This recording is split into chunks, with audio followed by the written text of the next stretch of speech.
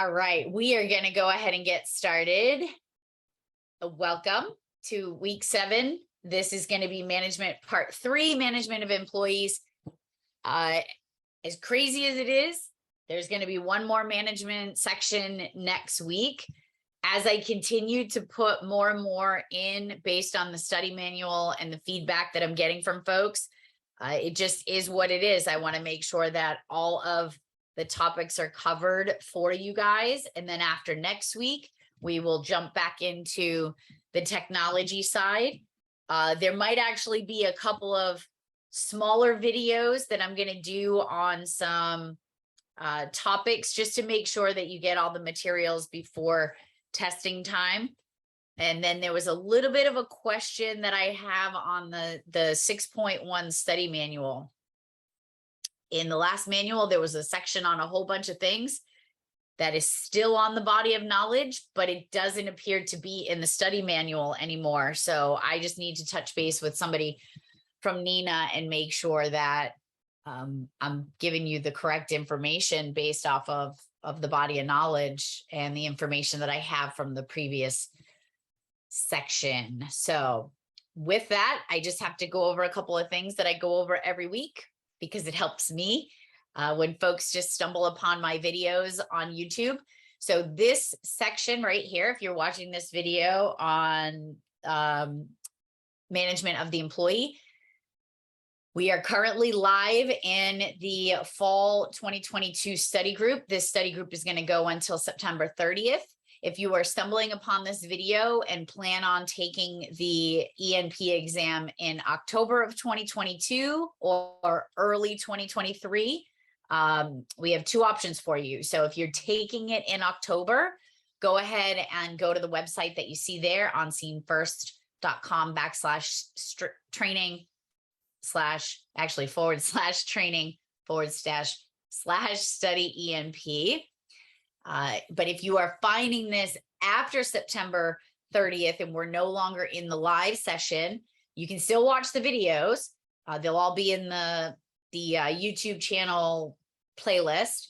But if you want access to the materials, the PDFs, the MP3 audios only, so you can listen in the vehicle, or any additional tools and resources that I provide throughout the study group here, then just shoot me an email at teldridge@onscenefirst.com and I will give you access to the study group with all those materials. The next live study group will not be until January of 2023, and that will be set for the spring of 2023. If you want to get notified when I launch the registration from that, or if you want to keep up with my shenanigans in general, head over to my website, onscenefirst.com, and subscribe at the bottom of the page, and you will be notified. So I definitely want to thank my premier study group sponsor, Rapid SOS. Again, if you haven't heard of Rapid SOS, you need to check out what they're doing. Amazing things with technology, helping save lives on the caller side, but also helping telecommunicators better locate folks and have additional information to handle those calls to help in turn save that telecommunicator. So really proud of what they're doing and their sponsorship. I also want to thank NGA, Next Generation Advance, for their sponsorship of my podcast, as well as my media sponsor. So all of the free training that I'm able to provide via webinars, et cetera, is thanks to them. And I really appreciate what they're doing.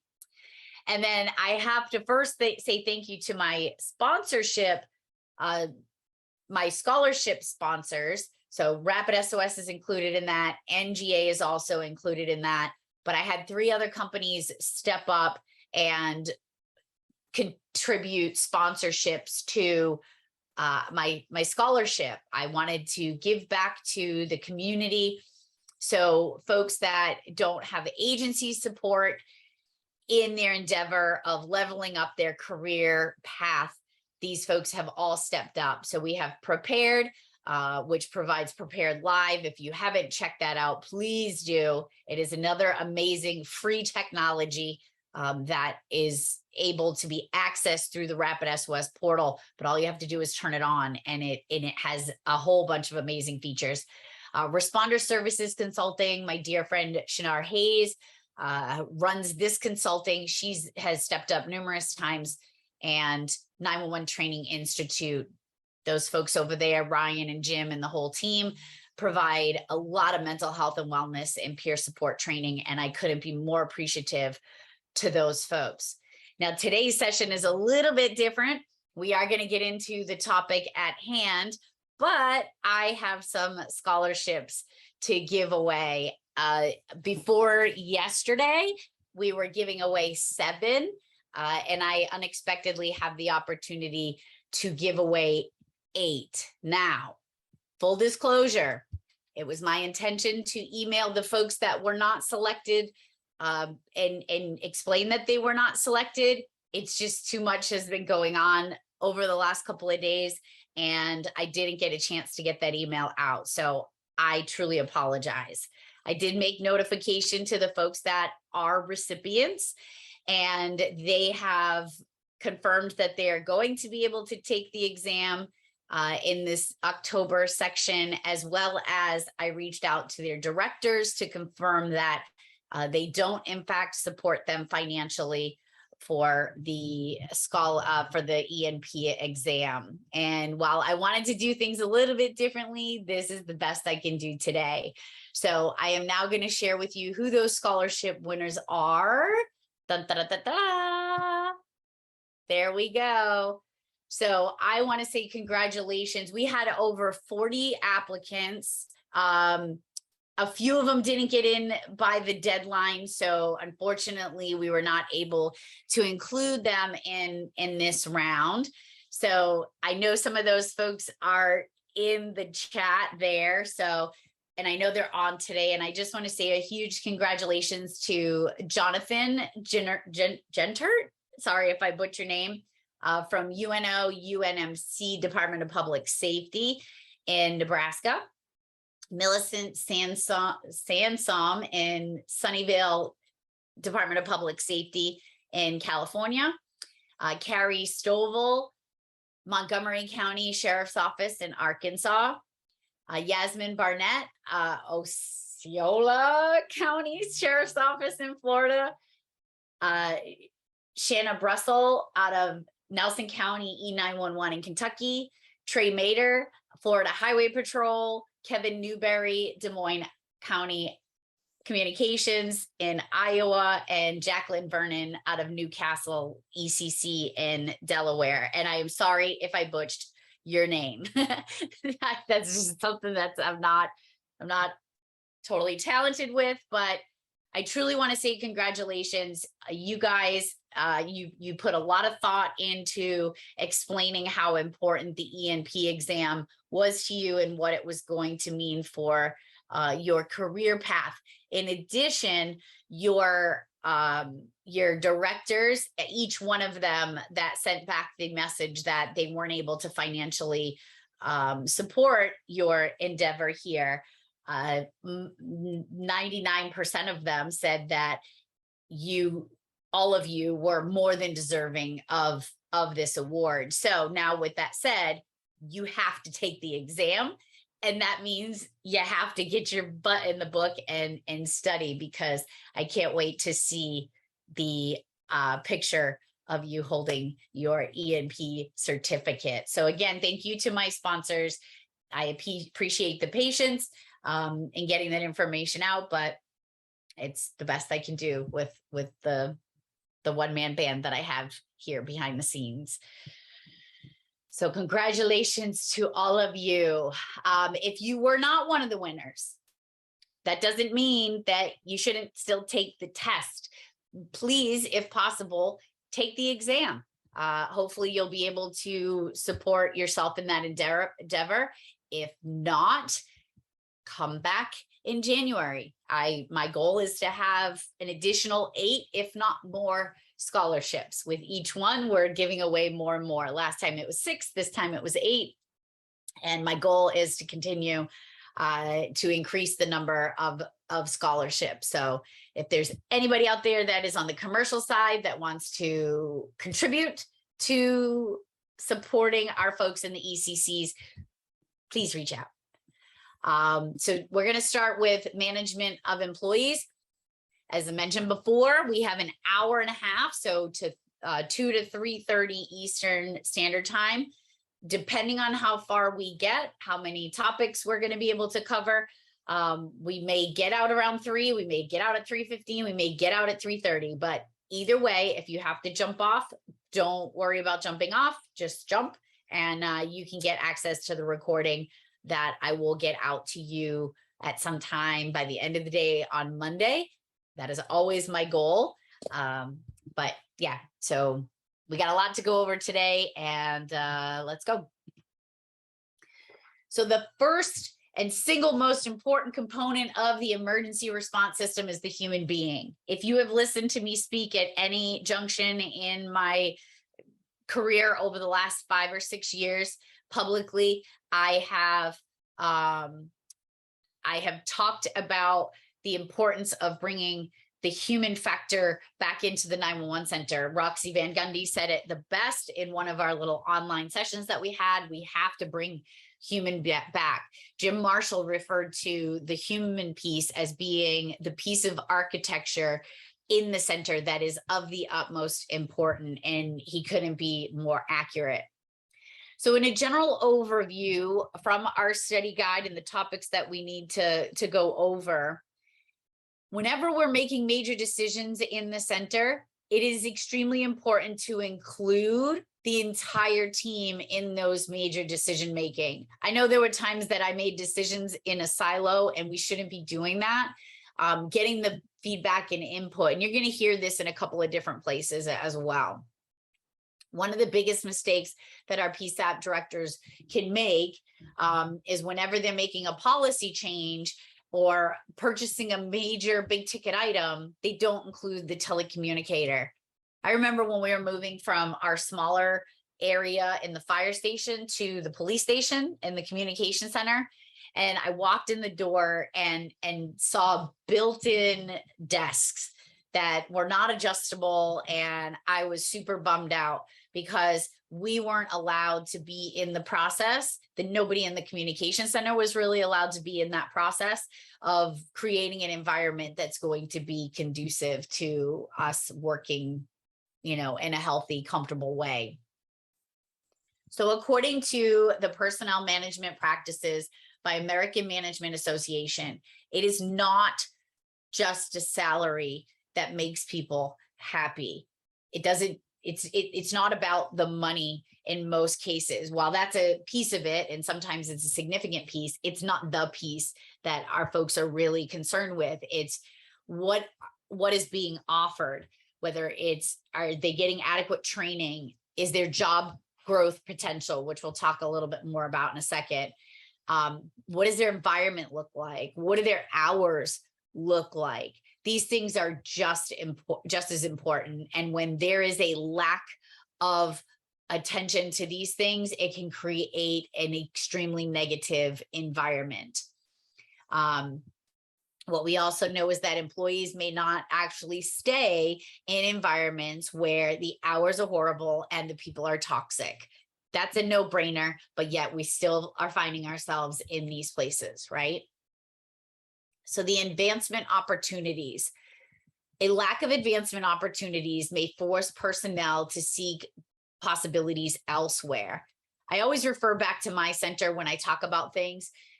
Even though I was a director of a small center and only had 10 people underneath me, I never gave folks the opportunity to level up. And I'm disappointed that I didn't do that. If I could go back now, I would have put folks in charge of different things, and I would have given them the opportunity to have ownership in something that they could build, and all of the pressure didn't fall back on me. Folks being able to see the ability to climb the career ladder is a way to motivate them, to keep them, to allow them to better themselves and grow. My friend Jeremy DeMar always talks about supporting folks that, even though they might end up leaving at some point, but allowing folks to better themselves and build themselves is really important. So some of the things listed as items that will cause dissatisfaction in the communication center is poor physical environment, the heating system, the cooling system, how things are vented, lighting, sound, chairs, etc. Whatever is in their physical environment. One of the things that we are learning, and it's listed in here, is that the vents on the floor, when we have vents on the floor, they have less drafts. We can control the temperature a little bit better, more than the ones that are coming down from the ceiling. So the ones that are coming down from the ceiling are pushing the air down. And then there are many agencies that are installing consoles that actually have the personal comfort, so they can turn on a heater, they can turn on a fan, and those are definitely beneficial when it comes to our telecommunicators being comfortable. We're going to talk about a whole bunch of different topics in this section. As mentioned before, there are a lot of folks that cite that the management stuff is pretty heavy on the exam. It's not that it's heavy on the exam, it's just you may put a lot into the technology piece and not necessarily look at the operations or the management of the employees part. So just keep that in mind as you're going through this information. And in full disclosure, things are a little out of order. I'm trying to get better with each session, putting things in a logical order, but I'm pulling them out of the manual that is a little bit out of order. So I did my best to try to, put these things in order that made logical sense. So the overview of this section is the process of recruiting, applying, testing, screening, and selection has many steps, and it is different in every agency. So while your agency may not use all of these steps, just know that these things are in place in some centers. Many big centers use a lot of these steps, and then some agencies are getting away from some of the steps, like a polygraph and things like that. Okay, so when we go through these steps, it's important to keep in mind that it is not just about them hitting the qualifications, it's about them being able to acclimate to the environment. One of the things that we don't always do is explain to our candidates the challenges that could happen in our center, right? Honestly, I don't think I know any 911 center where the temperature is at a comfortable place for anyone, right? 1 minute it's hotter than the hinges of hell, and the next you're dressed like you're going to Alaska in December. So just keep in mind that if we are interviewing folks, if we are speaking to them about the potential for employment, we should be giving them all of the information. So when we talk about selection, these are the things that you will see in many agencies. So first, you have the application process. Some agencies will, you're currently burning scrap paper, right? Like sometimes it's wicked cold. Some agencies will have a written or a practical test that they have to, I don't know why I have testing there. I guess I stuttered when I was typing, but many agencies have some type of written or practical test. I know that agencies use Critical and things like that. Many use interview panels, and you'll see later when we talk about interviews specifically that folks are they're encouraged to have a panel interview, that it's not just one person that is making that decision. Sometimes we can see things that other folks can't. So having more than one person involved in the interview process is important. You can make a conditional job offer. And once you make that conditional job offer, then you can move forward with the next steps, which could include a criminal background check and reference checks. I think it's important use of resources that until we make a conditional offer, we're not utilizing some things that would cost excessive time and possibly a financial commitment, right? Some have a polygraph or a psychological exam or a medical exam. And the reason why those two are highlighted, the polygraph and the psych test and the medical exam, is that they need to be, the full-time job offer has to take place first before those things. I'm sorry, let me rephrase that. Before the full-time job offer takes place, these things have to be completed, right? So federal law dictates that, I'm sorry, I have this screwed up. Federal law dictates the psych, medical, and polygraph test cannot be done before the conditional offer is made. So when we go back here to this previous slide, okay, you have the conditional job offer, then you can contribute to these types of testing, and then the full-time job offer can be made. But it can't be, these things shouldn't be done before a conditional offer is made. So they should have gotten to an actual conditional offer saying, if you pass these things, then we will go ahead and offer you that full-time job. So when we talk about recruiting, bunch of different things going on with recruiting, but we should be working on this all the time. We shouldn't be scrambling at the last minute. And I know that a lot of us I know a lot of agencies are really trying to keep a qualified pool of candidates ready to go, but it's hard, right? So you'll see in another slide that the hiring process should be about a 6 to 7 week process. And we're going to talk about statistically how many folks actually make it out of training. But I think we're at a place now where we can continue to keep folks moving through the process. We're losing more folks than we want to be.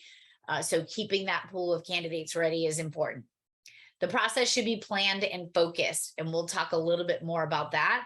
But gone are the days of putting it in the Sunday newspaper. We have to be more strategic in how we're recruiting folks. And we have to recruit in a place where we're going to meet the qualified candidates, right? And the way that we do that is we can have hiring prerequisites, and we'll talk about what's legal and what's not. So before we can start recruiting, we have to find out what the needs are. So do we need a call taker? Do we need a dispatcher? Do we need a TAC officer? Do we need a training coordinator? What are the needs? What are we looking for? How are we going to reach out to those candidates? How are we going to educate folks? I've been seeing some really cool recruitment videos and TikTok videos, as well as YouTube videos and little infomercials about what folks are doing in the comm center. Makes it look fun and exciting. We know it can be challenging at times, but being able to do outreach and education, identify the selection criteria, and we'll learn in the next few slides that there's some things that you have to stay away from as far as, discriminating against folks. And then internal sourcing versus external sourcing.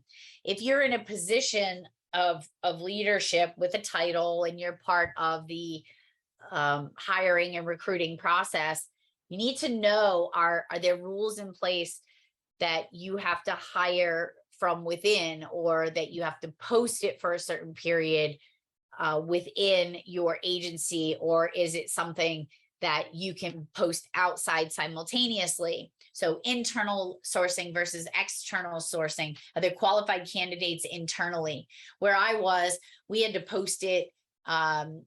We had to post it within the town for 2 weeks, and then we could post it outside. There were times that we asked for special permission to posted in both places because we were super shorthanded and needed to get staffing levels up much quicker. And then evaluation of the recruitment effectiveness.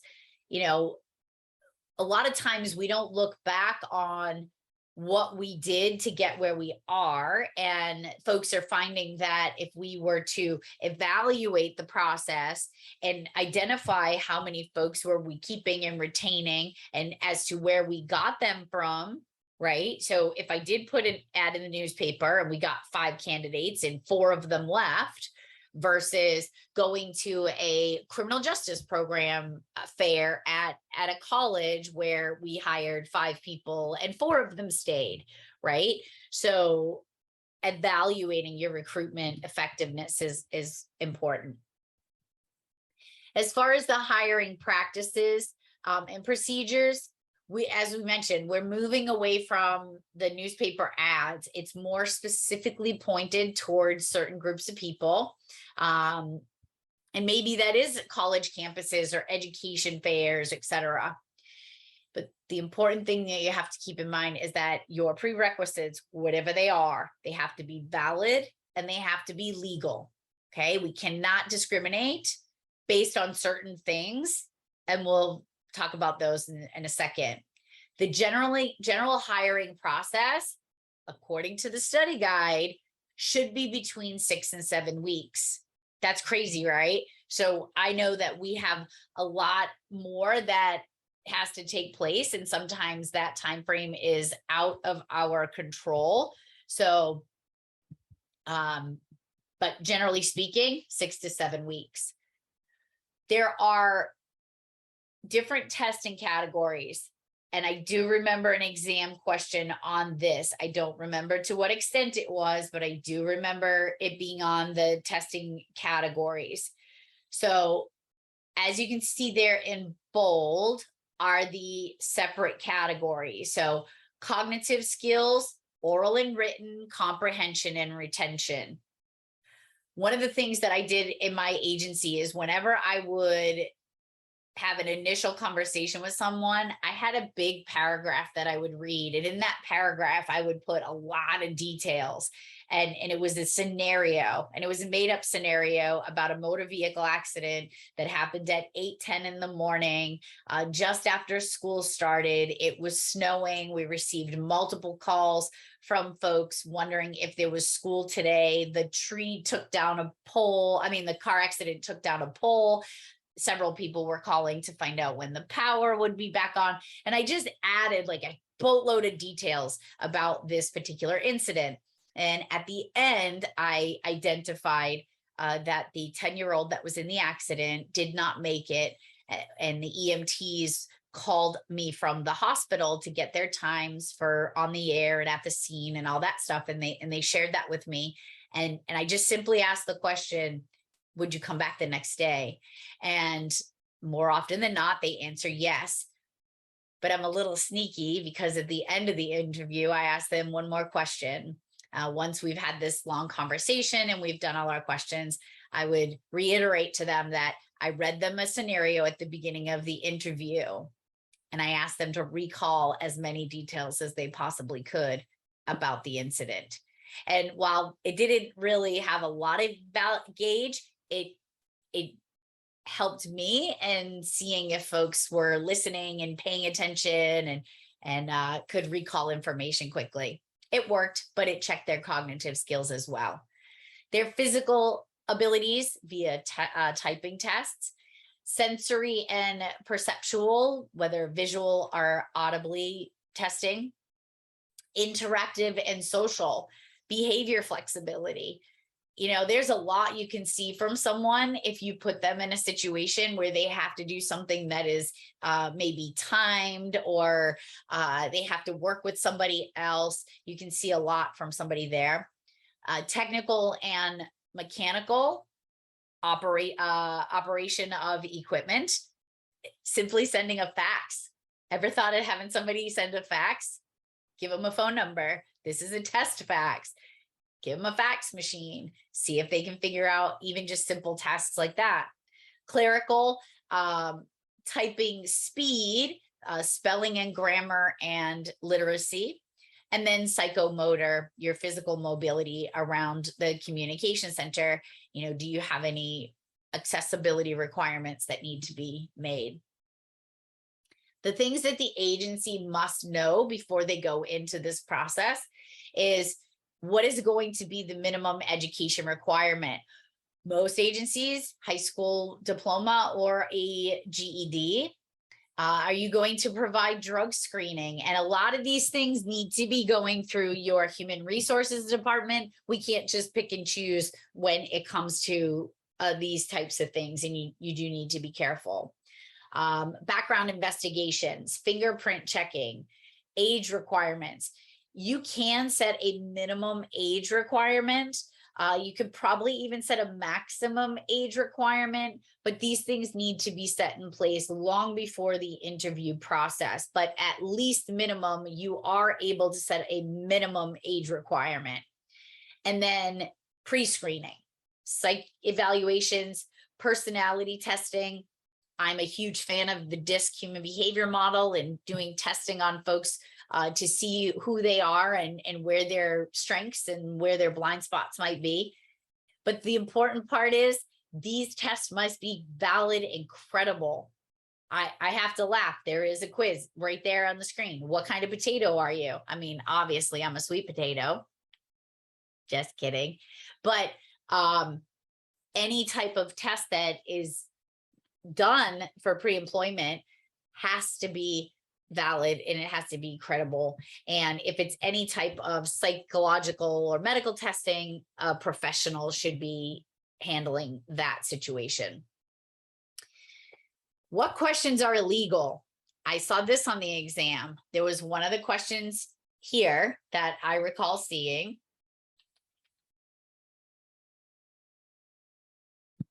And we just have to be careful because some of these things aren't any of our business. And it shouldn't determine whether or not we hired them. So if we just stay clear of them, then we won't get ourselves in trouble. So some of those illegal questions that are listed are, what kind of childcare arrangements do you have? Doesn't matter. If you get employed, that's going to be up to you. What is your marital status? What does your spouse or significant other do for a living? Do you have any health issues? Have you ever been arrested? Now, with the have you ever been arrested question, you do have the authority to ask questions such as, have you ever been convicted of a felony, et cetera, et cetera. But you can't just blatantly come out and ask somebody if they've been arrested. Have you ever filed a workman's comp claim? Have you ever filed a discrimination complaint against an employer and you're not right for the job? Want to go on a date? Probably not a good idea. But these are just some of the questions that we have to stay clear of. When we're interviewing, there's individual interviewing, but it is recommended that, as mentioned, we do a panel interview. It is also beneficial to have some of their peers in on that panel. Now, they may not have to say anything. They may not need to be participating in it, but maybe they could provide insight that you may not see.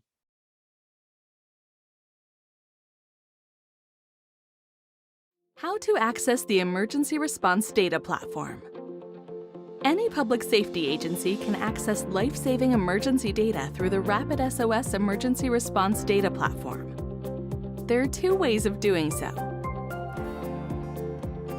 RapidSOS Portal is a powerful web-based tool that enables you to manage emergencies and access location and supplemental data for every call in your jurisdiction. Signing up for RapidSOS Portal is easy and only takes a few minutes. In addition to emergency management tools and data, RapidSOS Portal includes a training platform as well as administrative tools to manage user permissions, track usage, and analyze trends in your agency. To learn more and sign up for RapidSOS Portal, please visit rapidsosportal.com.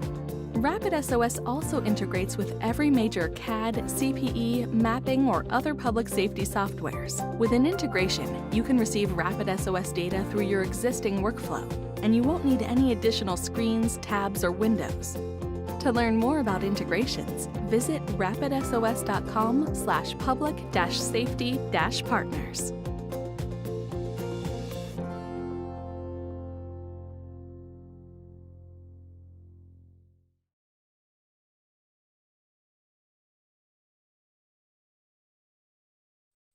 As far as our interview questions go, there are a few categories that are recommended to follow as a guideline. You can ask behavior-based questions, giving somebody a task or asking them specifically, tell me about a time that you didn't understand instructions for something and it didn't go the way that you planned. How did you work through that? What is something that you can explain to me where you were met with adversity or not understanding something fully? What did you do about it? Because in the 911 center, that could happen, right? We write policies and procedures for things, but the caller doesn't always follow the book, right? There could be structured questions. One of the questions that I always asked was, tell me 3 traits that you love about yourself, and then tell me 2 that you don't. And that's very telling, right? If a person can't tell you any traits that they don't like about themselves, that might be a red flag. But it is really challenging. Folks actually have more of a problem telling you the good things about themselves, believe me. Or tell me about your leadership style or your leadership skills. Situational questions. One of the questions that we used, and I'm just giving these as examples to go, to give you an understanding of which each one is under the situational is, you are sitting at the CJIS computer. And in our agency, every morning, the court would issue warrants and they would come across our CJIS computer and they would say, Joe Schmo has a warrant and he's from your town. And if we would give them the scenario, you're sitting in dispatch and you're in this position and a warrant comes up for a family member, what do you do? And there's no right or wrong answer because they haven't been trained. So just kind of to check their perspective. Would they call the family member? Would they let a supervisor know? Would they go to the police chief? Would they do nothing? Would they treat it how they normally would? So again, no right or wrong answer, but you're giving them an actual situation that they have to get themselves out of, per se. And then stress scenarios. When I gave that scenario of the incident that took place, watching body language as we're communicating, watching their rate of speech, and are they fidgeting? Are they super nervous? Are they uncomfortable? So these are some interview category questions. And did you know, you might need to know this percentage, but 25% of our applicants and candidates don't make it out of training. Just keep that in mind. It might not be that way for you, but statistically and through some backed up studies, about 25% don't make it out of training. So keep that in mind when you have that pool of candidates. So how do we keep them? Here's some very obvious things, yet we're still failing to hit the mark. So first of all, we need to be fully staffed. How do we get to be fully staffed? We need more people-driven leaders. That's it. Mic drop. We have to put our people first. But here are a couple other things that can help us get to being fully staffed. The ironic piece is, I know that there are agencies, I do know of some agencies that are full staffed or close to being full staffed. And folks complain about that too, because they don't have any overtime. Yeah, it totally feels like 75% at times, for sure. But being fully staffed, first of all, we have to pay well. There are places that I know get paid really, really well in one area, and then there's an agency right next door. They're not even close to getting paid the same rate. That doesn't make sense. A lot of times they get left on the back burner. Giving sufficient time off. Again, you have to be full staff to be able to take time off. Keeping them consistent allowing growth opportunities. I know a lot of folks in the 911 space right now that are line level telecommunicators that are busting at the seams to do more, to move up, to have responsibility. They're showing leadership, they're showing growth, but yet there's no place for them to go. So if there's no place for them to go at your agency and they don't see a way for them to go, they're not going to last. This is super important. Positive feedback, reinforcement, and support. I have written a few assessment summaries for communication centers. And one of the biggest places we're lacking is the positive feedback. Just saying nice words, encouragement, telling them they're doing a great job, giving support when things are going sideways. Training, and more training, different types of training. One of the things that I love about the company that I started is that a lot of the training is different. It's not traditional how to handle the call training. It's very people-driven training, and we're missing the mark on there a lot. So I will applaud and encourage anyone that's out there that's teaching people-driven training, getting us to better understand people and how to be better people ourselves. Okay. And then create a great atmosphere. One of the things that I know to be true is that there are people and there are task people. The task people don't always know how to create people-driven environments. So what should you do? If you're a task-driven person and this is an uncomfortable territory for you, find somebody who is a people-driven person and give them that responsibility. I'm seeing it happen in agencies that I'm working with, where we have folks that are task-driven, but they're putting people-driven people in charge of, say, a morale committee or a morale and event committee. There are folks out there that live for that stuff. So just a little bit about the development of policies and procedures. So policies and procedures are considered living documents that set the framework for how our agency functions. There are agencies today that still do not have not one policy or procedure in place. Okay. It doesn't mean that there's anything wrong with you. It just means that you need to make this a priority. We didn't have any policies and procedures when I took over my communication center, and that was one of the things that I did. But you should always include your team, the folks that have to do the things. Make sure they're included. Policies and procedures should be updated regularly, especially if the equipment usage changes or you have major changes to things that are happening in the center. Every once in a while, just a refresh of those policies is important. Things are changing for us in the 911 space. You got to keep up with them. And there needs to be room for deviation when necessary. You know, one of the things that I say about policies and procedures is this. Policies and procedures are put in place that if A, B, and C happens, you will do 1, 2, and 3. If C is missing or D gets added, you have to give your folks the ability to work under what we call an emergency rule.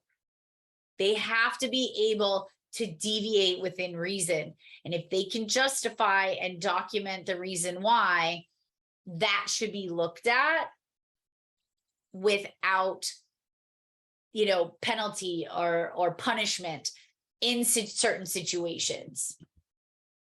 Okay. They should be coordinated with training and quality assurance. What is meant by that is your policies and procedures, your training, and your quality assurance should all be in line with each other. And we're going to talk a little bit more about that when we talk about quality assurance specifically. But by having all of these things in line, you will be able to identify any gaps. One of the agencies that I worked with early last year had created a they had their quality assurance form, and what they realized is that they were using the generic form that was provided by the company. However, it wasn't following their emergency medical dispatch protocol, and it wasn't following their policies and procedures. So they ultimately changed their form to be able to accommodate, so things were more consistent and uniform. So we are going to go over the quality and performance management section here. There are 10 components to this. So first, I want to talk about this standard. So there is a standard, the ABCO-NENA ANSI approved standard for the establishment of quality assurance and quality improvement program for public safety answering points. Okay. You can find it at the website that you see there, www.nena.org/quality assurance, and it is $0 for this standard. There's a lot of valuable information in the standard, and I don't know how much of the standard information is going to be on the exam, but I have taken all of the information that they have listed in the study guide under the 10 best practices. So we're going to cover those. So the first one is the importance of understanding you should be reviewing the whole call, not just the intake part of it, not just the phone call. Okay. Because we need to make sure that the dispatch process is being done properly. We have to make sure that the CAD entry is taking place properly, and that valuable information is being put in. Okay, so not just the whole call, not just the intake call. Best practice number 2, how many and which calls. So it's very interesting, and I'm only going to give you one number because I want you to remember this, because I'm pretty sure you're going to see this again. 2%.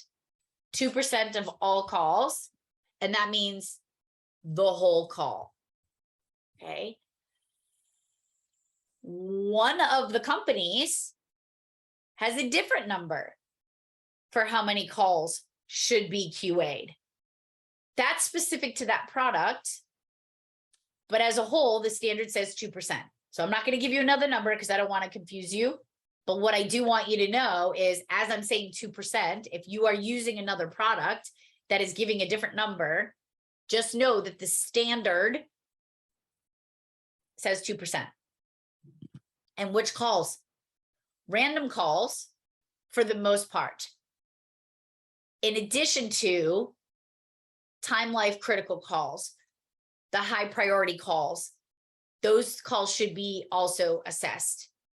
Whenever you have a major incident that is out of the norm, we should always be checking that. But for the most part, that 2% should consist of random selection. How do we overcome resistance to the QA program? I know the majority of QA programs are a little behind. I haven't seen too many that are just amazing out of the gate. And sometimes there's a lot of work that needs to be done. But the first thing that you have to do that is really important is, if you're going to create a QA program or you want to revamp your QA program, you have to include the telecommunicator from the get-go.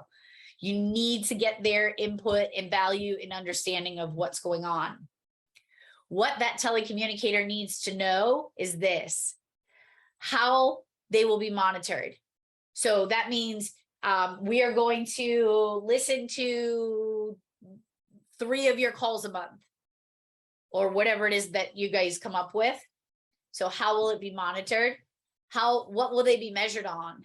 So they need to see that form in advance. They need to know what it is that they're going to be graded on, really.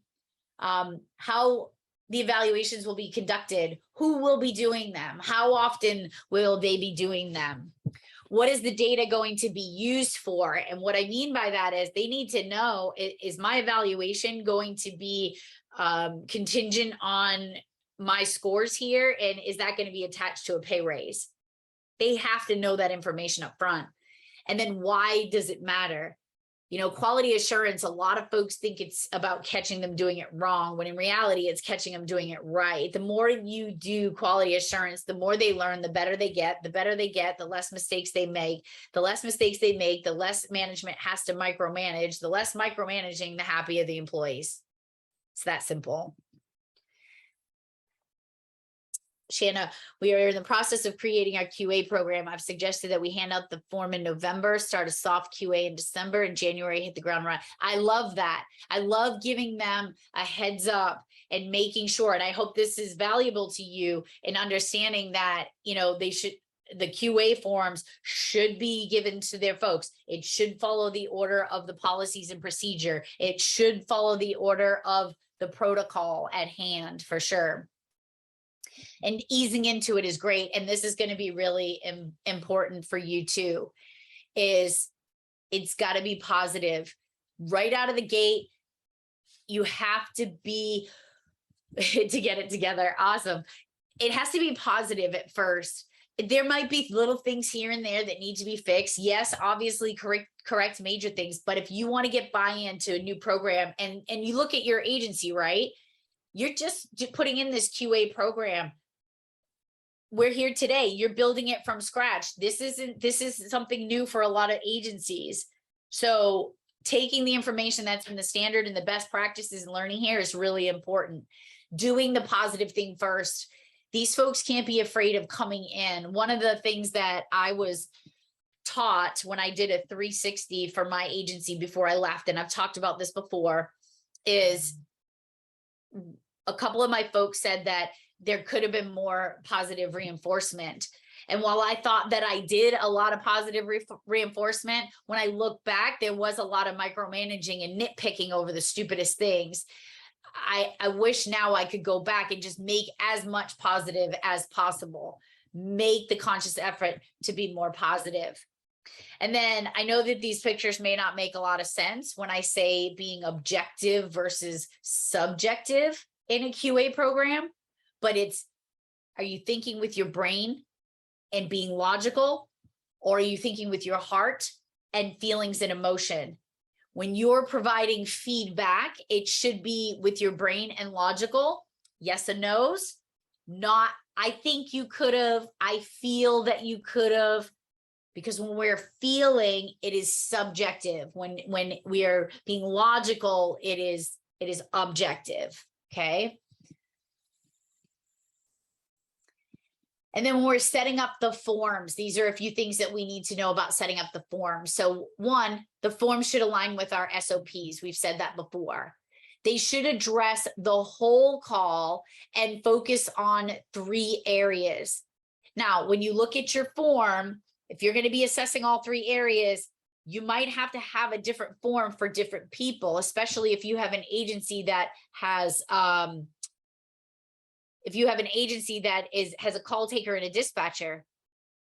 They're different forms. So one of the things with one of the agencies that I worked with, there was one form. And I was like, well, how are we differentiating the score for the person who dispatched it versus the score for the person who was call taking? And that had to be addressed and it had to be changed, right? Because it can't be a total score for one incident if you have 2 or 3 people touching that call. So the 3 areas that should be addressed in setting up the form is SOP compliance. Did you tone out within X number of seconds? Okay. Customer service. Now, customer service can be a little subjective at times. I had one of my dispatchers, I say we because I ended up getting involved in the call. We had a hoax call, and there was a language barrier at the beginning, and my telecommunicator was getting really frustrated that he couldn't understand her, and I could hear the tone of her voice changing. And it was more of a frustration from her end, but it really sounded like she was being rude to him, and she wasn't. And I know she wasn't, but it's the tone in which she was speaking and what was being said, and then knowledge of your skills. knowledge of doing the job and your skills. And then setting up the forms. They really need to be black and white. Yes, no, refuse, not applicable. Did they do it or didn't they? Okay. I'm going to give you an example just because this is a teachable moment. This isn't part of the test, but I have to say this now or I won't sleep tonight. If I'm talking about forms, when you look at EMD as an example, the majority of our EMD programs have the sentence, are they breathing normally? And the word normally being a key word there. One of the agencies that I was assessing, the QAEs, the evaluators, were checking off yes when the call taker said, are they breathing? They were not saying the word normally. I had to explain to them that it's a no. It's a hard no. If the question on the card is, are they breathing normally? And the telecommunicator says, are they breathing? They are two totally different things. That word normally is really important in EMD. So what happens is I don't want to get them in trouble. I'm going to be a little wishy-washy. Well, they asked if they were breathing, so I'm going to give them a yes, and that's not accurate. So it's either they did or they didn't. Whatever it is, it has to be black and white. As far as scoring goes, I'm going to give you the official consensus from the study guide. These three things need to be included. In the scoring process, we have to be able to identify whether or not they meet expectations, they need improvement, or they exceed expectations. I have a problem with exceeds expectations because, again, that's a personal preference. I'm going by what's in the study guide, but I want your logical brain to think about that for a second. Exceeds expectations. If they ask the question, are they breathing normally? Right? That meets expectations because that's how the question's supposed to be asked. But they want these three things on here to be identified. And your scoring, the goal should be at least a 90%. That's where your standard should be. At least 90% of call handling, and that 10% shouldn't be something major. Best practices number 5. Ensure timely reviews and employee notification. The standard recommends timely reviews. Do you want to hear how soon after a call folks should be getting feedback? Put it in the chat. I'm curious.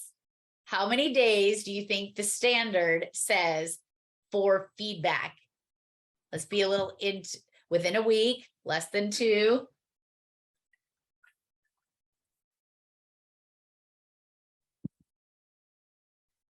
Thanks for playing. It is about 5 days. So many of you were very close, but that's challenging, right? That's what the standard says. Because think about it. If you want folks to have feedback on their call handling, especially with what is going on in the near future. Many of you are already getting video from something like Prepared Live or Carbine or, whoever it is that's providing video. Your folks are getting video, they're seeing video. If you're not doing quality assurance in a reasonable amount of time, something very serious could slip through the cracks. So there are many different reasons for quality assurance, as well as doing it in a reasonable amount of time. So keep that in mind. 5 days if you should see it on your exam. Best practice number 5 continued. It is recommended that the employee be able to review the recording and the evaluation prior to the feedback session. This was not something that I did on a regular basis, but if the call was not handled properly, this is just something I threw out there and I started doing, and it was actually a little bit better for me because I'm the type of person that doesn't like to call people out on poor behavior. But if there was a lot of mistakes in a call, I would actually sit down with them, or I would give them the call and I would give them the sheet and I would have them evaluate their call. if you were the QA on this, I want you to go through the sheet and I want you to pick it up and I want you to tell me. Now, is that the ideal way to do it? No, but it's a suggestion and a recommendation, because sometimes a lesson figured out on your own versus being told is more of a valuable lesson. And it takes less conflict, right? For those of you that have to do QA, my heart goes out to you. That was the part of the job I truly loathed. I did not like doing it. But the standard recommends that they be able to listen to the call and see the evaluation. And now with that, here's where the challenge lies. We have to be careful, right? Based on the nature of that call, do we want to expose that person to that call a second time? Use your judgment. And Shanna, it is definitely a good learning tool for the call taker. Best practice number 6, accentuate the positive. Positive reinforcement is a must. By positively reinforcing our folks, it motivates and inspires employees. And Shanna, I'm going to call you out for a second. I simply talked about discrepancy forms, not simply, very passionately talked about discrepancy forms in one of my presentations here on the ENP study group, and then did a webinar on it. And Shannon took that initiative and she busted open a program for multi-line phone systems, sending out letters to facilities and moving the needle in getting folks to understand the importance of first reporting when there's a problem, but also being proactive. I can assure you, and you can correct me if I'm wrong, lady, is that the more positive communication that comes back to her, nice job, this is awesome, look at the difference you're making, is motivating you to do more with this little project, right? That's a big deal. So I watch it happen when we take folks that are doing a good job and you elevate them and put them up on a pedestal and make them feel like they're making a difference. They're going to go beyond. They're going to continue to move forward. It's an amazing feeling, right? Because you are totally making a difference in a what appears to be a small way, but it's a very big deal. Best practice number 7, consider adding screen recording to your QA review. So recorded reviews can help protect the telecommunicator. There's a situation that I have to work with where there was a misstep that happened, or it was a perceived misstep that happened. And if there was a recording, a screen recording that could have captured what actually happened during this, where a call, they put the call in and they said, I didn't know that it didn't go in, that it did not go in. Think about that. If a dispatcher is called to the carpet for not entering a call, but they did the motions, they went through the motions, they put the call in, they hit the save button and it didn't go into the system, how do you prove that you did that? And I know a lot of folks are nervous and iffy about things being recorded, but 99% of the time it's going to save your butt versus hurt it. But it can also identify a misstep. It can get to the heart of the issue of something that may not have gone the way that it should have. Best practices number 8, selecting the right quality assurance evaluator. Gary, you've been asking for it for a few years. A lot of folks are going to buck that system, right? Because a lot of times we go back and we fix things or we put them in, and to be held to that standard is nerve-wracking for many. And how many times have you written something and then, no, I think I'm not gonna go ahead and write that, because you don't just record one screen, you record all of them. And especially if your chat with your officers is on one of those screens, that's going to be a bone of contention for some folks, right? Because we don't always say the things that we should be saying or thinking, right? Or that the public should have access to. And as soon as you start recording, then the public has a right to have access to that in certain circumstances. Best practice number 8, selecting the right QAE. First of all, the person that's doing the quality assurance should be somebody that knows the policies and procedures backwards and forwards. They also need to adhere to the policies and procedures. I'm doing 2 evaluations for centers as we speak. And one of the responses that I got back was about the quality assurance process in a supervisor position, is that the person that's in that position should be actually following the policies and procedures, and they're not. And that's something that we have to address, because if you have a supervisor or a QAE that is not in fact following the policies and procedures, then they might not be the right fit for that position, right? And they need to be able to discuss hard things with other telecommunicators in a professional and a productive way. Again, I'm huge on personalities. There are some personalities that are more direct than others.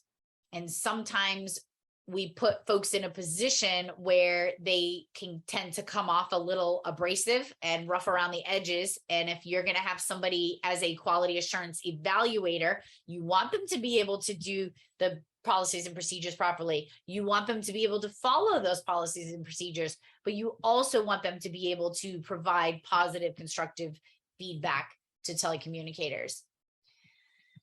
Best practice number 9, calibrate often for consistency. It is recommended once a month, and you could probably push back after a little bit once you realize that everybody's on the same page. When I go into a center and I evaluate their quality assurance program, one of the things that I do is I have them first send me like 20 calls. And then I evaluate them myself.